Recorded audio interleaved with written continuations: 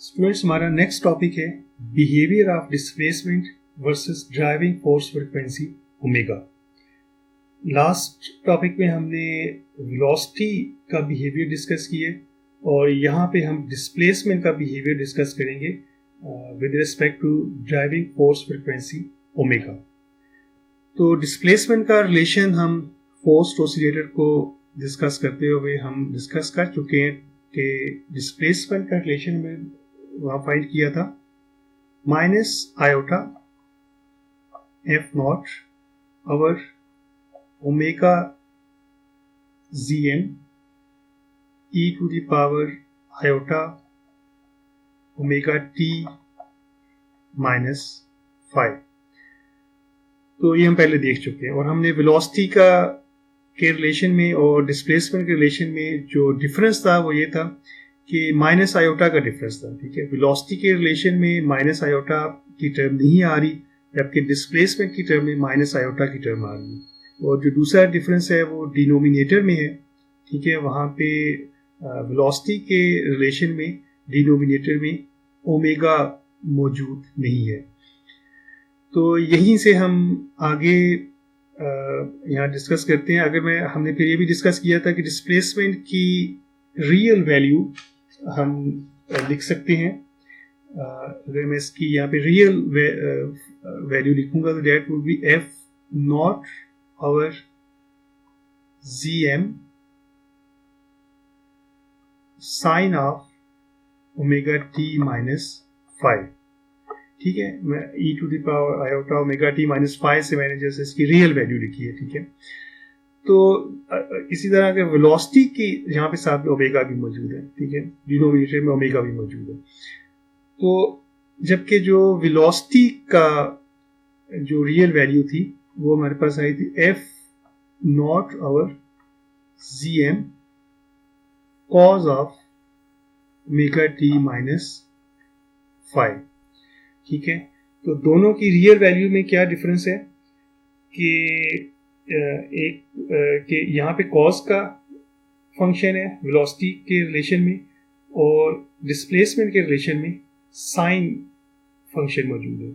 तो दोनों में पाई बाय 2 का फेज डिफरेंस है and displacement would always lag behind that of velocity by pi by 2 radiance.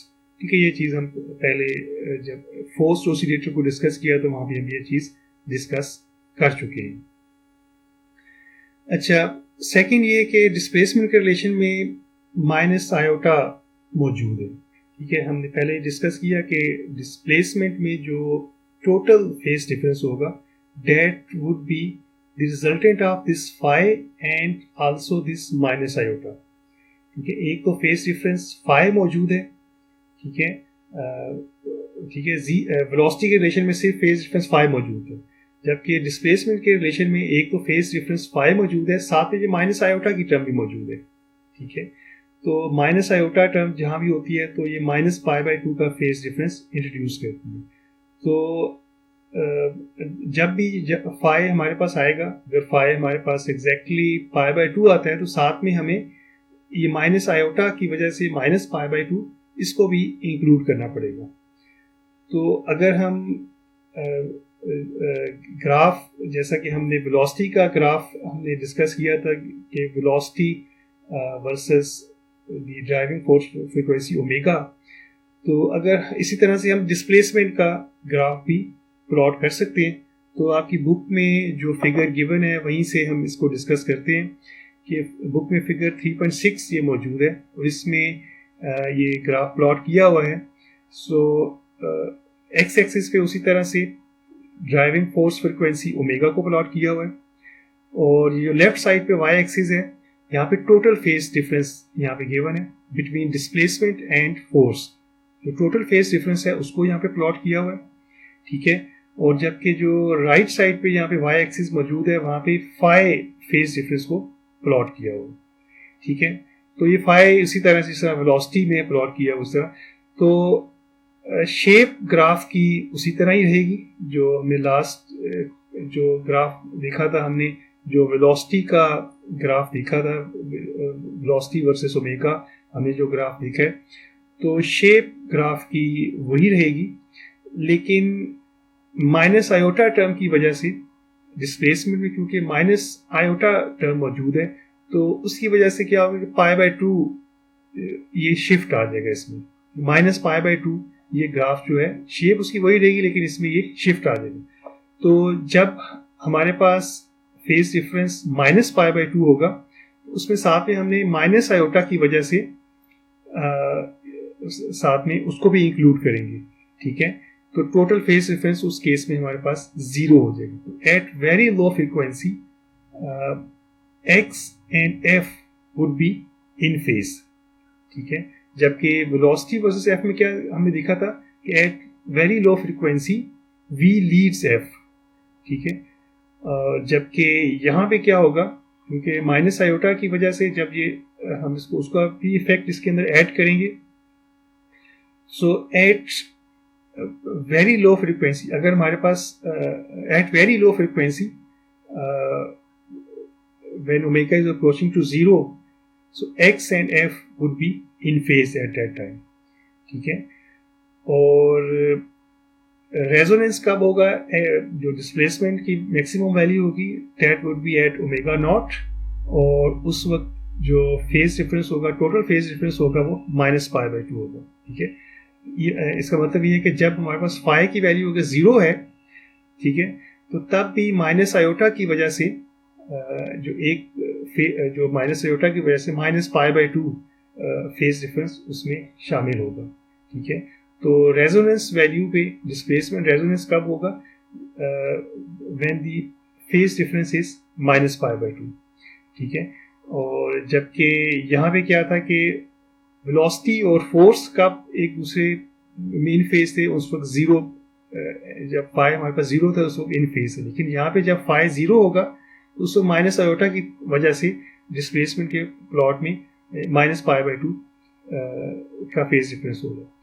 और इसी तरह at very high frequency x would lag behind that of force, ठीक है, और at very high frequency it will be exactly minus π, ठीक है।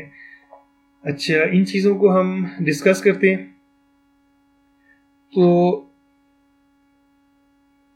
Amplitude of displacement हम यहाँ से उसकी वैल्यू लिख सकते हैं। तो डिस्प्लेसमेंट एम्पलीट्यूड को, the maximum value of the amplitude would be F not over omega ZM, ठीक है। और ZM हम जानते हैं कि व्हाट इज ZM का रिलेशन अब जानते हैं, R² plus omega m minus S over omega whole square, and that's the whole square root. Okay, at very low frequency, okay, if ZM is approaching to 0, so at very low frequency ZM की value यहाँ पे क्या आएगी, ZM would give us at very low frequency mean omega is approaching to 0. So in this case ZM की value हमारे पास यहाँ पे क्या आएगी, that would be S over omega, okay।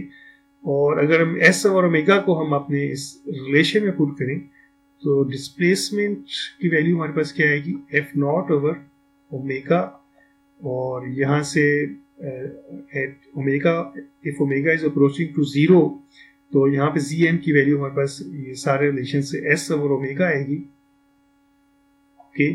So omega और ओमेगा यहाँ से कैंसिल हो जाएगा, तो at very low frequency our displacement would be F naught over S at low omega, okay. So our displacement would be F naught over S. So at high frequency,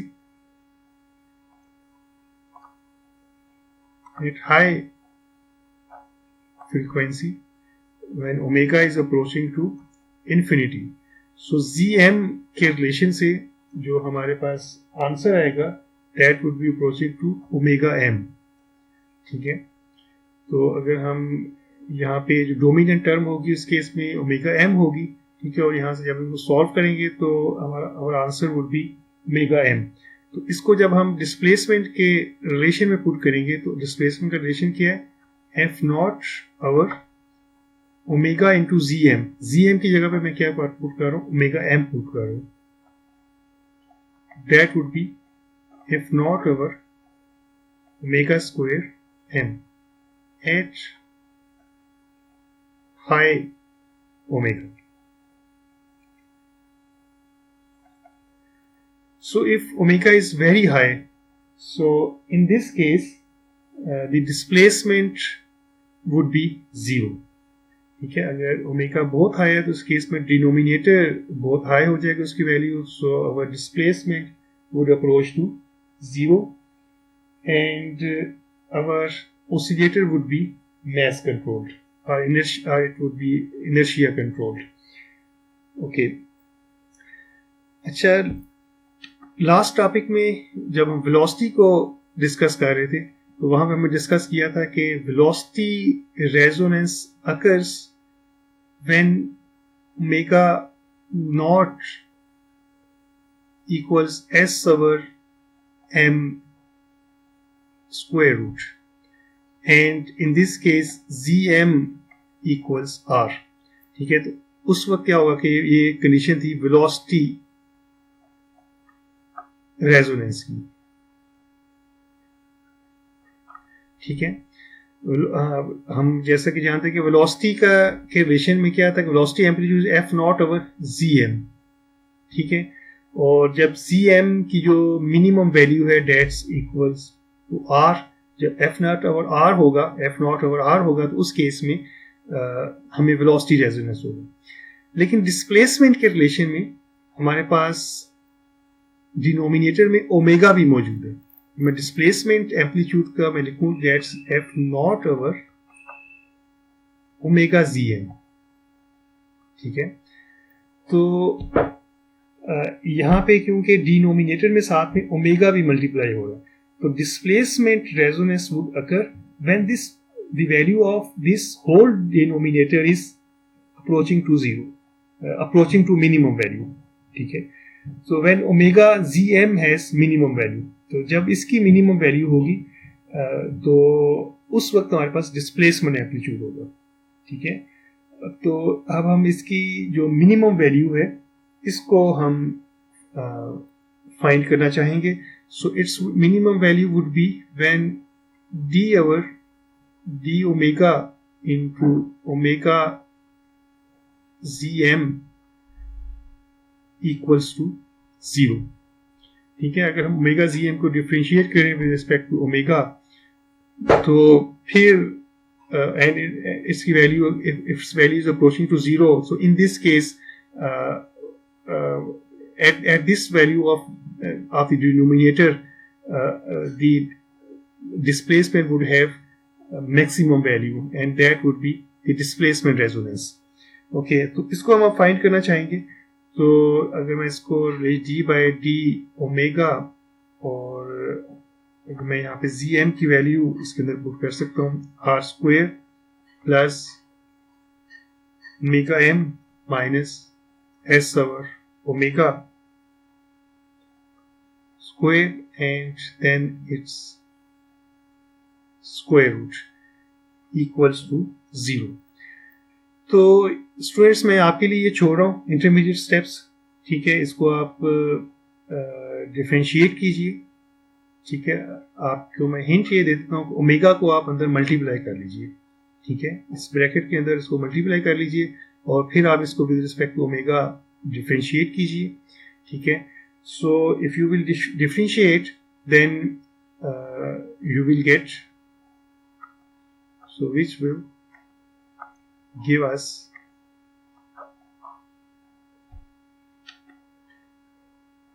students के intermediate steps मैंने आपके लिए छोड़े हैं। अगर आप नहीं कर सकेंगे तो फिर इसको हम लाइव लेक्चर में फर्दर डिस्कस कर लेंगे।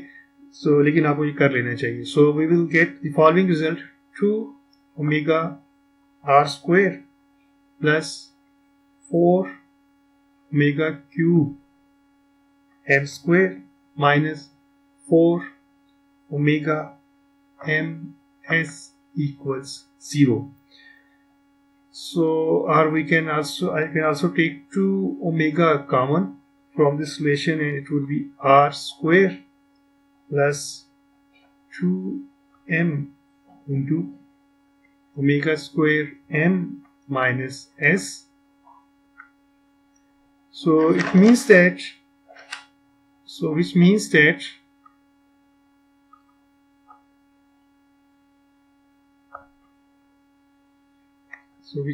that either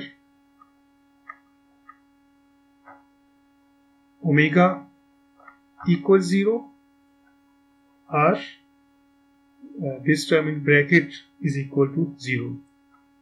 R square plus 2m omega square m minus s equals to 0. So if we will solve this, so I will reach the following result. Omega square equals s over n minus r square over 2m square.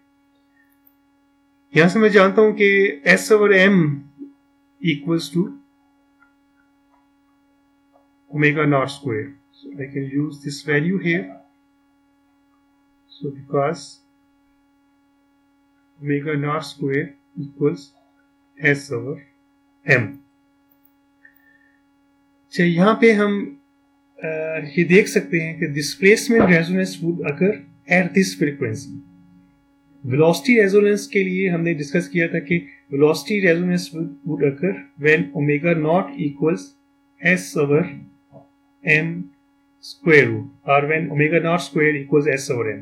ठीक है, जबकि displacement resonance would occur, displacement resonance किस frequency पे होगा उसके लिए हमने ये रिलेशन फाइंड किया है, omega not square minus R square over 2m square. ठीक है, यानी कि ओमेगा नॉट स्क्वायर से कुछ ना कुछ टर्म माइनस होगी.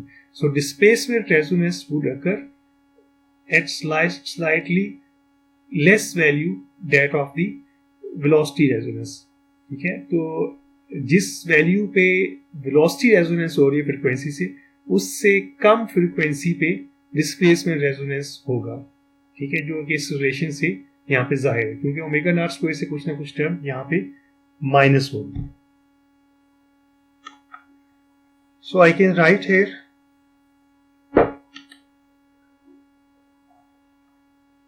The displacement resonance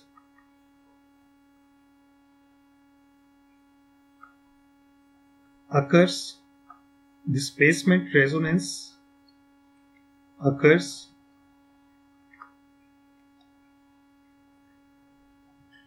at a frequency slightly less than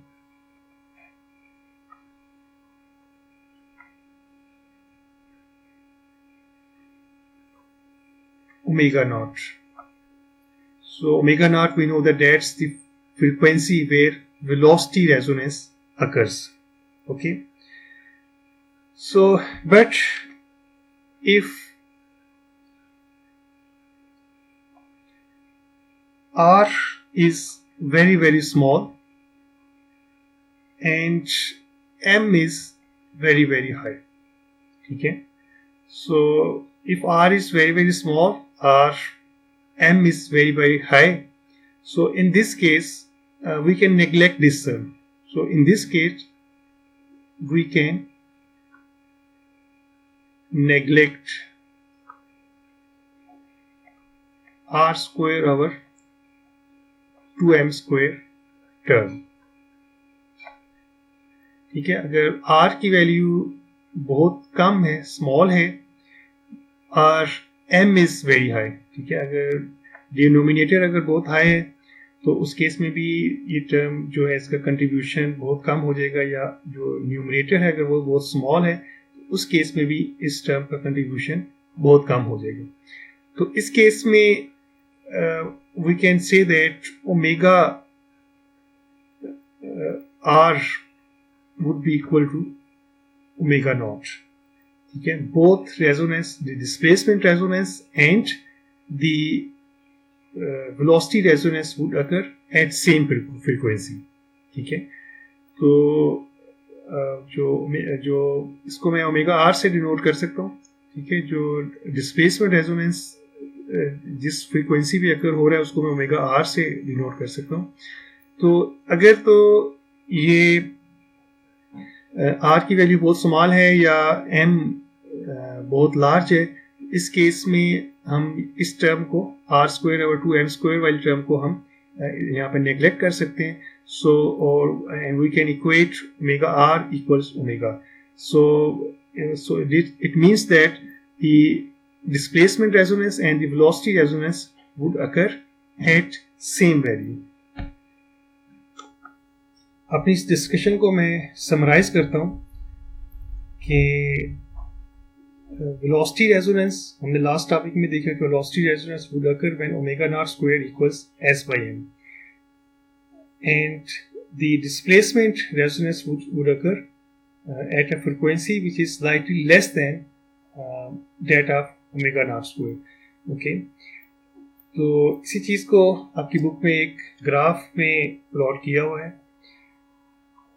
ये फिगर नंबर 3.7 है. Variation of displacement of a forced oscillator versus driving force frequency omega for various values of R. तो उसी तरह से एक्स एक्सिस पे omega को plot किया हुआ है, वाई एक्सिस पे डिस्प्लेसमेंट को प्लॉट किया हुआ है. ठीक है, और अभी हमने डिस्कस किया कि जो रेजोनेंस होगा that would be at omega naught. ये ओमेगा नॉट की वैल्यू है. ठीक है, लेकिन जो displacement resonance would occur at a frequency slightly less than the omega naught. ठीक है, तो इससे थोड़ी सी कम वैल्यू पे डिस्प्लेसमेंट रेजोनेंस होगा. ठीक है, ये डिफरेंट कर्व्स यहाँ पे शो किए हुए हैं और हर कर्व के लिए आर की वैल्यू डिफरेंट है. जो रेजिस्टिव फोर्स है या डैम्पिंग फैक्टर है, तो हर कर्व के लिए जो आर डिफरेंट है. In other words we can say that different damping factors के लिए डिफरेंट कर्व्स प्लॉट किए हुए हैं. ठीक है, और तमाम पे जो मैक्सिमम वैल्यू डिस्प्लेसमेंट होगी that would be the displacement resonance. ठीक है, और डिस्प्लेसमेंट रेजोनेंस पे हमारे पे डिस्प्लेसमेंट की वैल्यू मैक्सिमम होगी. और हम ये पहले देख चुके हैं कि omega eight very low omega it's value would be F not over S. ठीक है, ये हम पहले देख चुके हैं. और इसकी एप्लीकेशन ये है कि अगर हम कोई भी ऐसा सिस्टम बनाना चाहते हैं कि वो वाइब्रेशन फ्री हो. ठीक है, हम ऐसा सिस्टम कंस्ट्रक्ट करना चाहते हैं कि उसमें वाइब्रेशंस कम से कम हो या हम वाइब्रेशंस को अवॉइड करना चाहते हैं, तो वहाँ पे हम डैम्पिंग को बहुत हाई रखेंगे. ठीक है, so R would be very high in that case. ठीक है, लेकिन समटाइम्स हमें बहुत हाई एम्पलीट्यूड की भी ज़रूरत होती है. ठीक है, और तो उस वक्त हम आर की वैल्यू बहुत स्मॉल रखेंगे. तो जैसा कि this is the basis of the high selectivity in a tuned radio circuit. तो वहाँ पे हमें क्या करना चाहते हैं कि हमें बहुत हाई Q वैल्यू चाहिए होती है. ठीक है, तो Q वैल्यू हाई हमें उसी वक्त मिलेगी जब हम R को बहुत स्मॉल रखेंगे और it would be very small at displacement resonance. ठीक है, तो ये इसको हम आगे नेक्स्ट टॉपिक्स में इन एप्लीकेशंस को फर्दर हम डिस्कस भी करेंगे.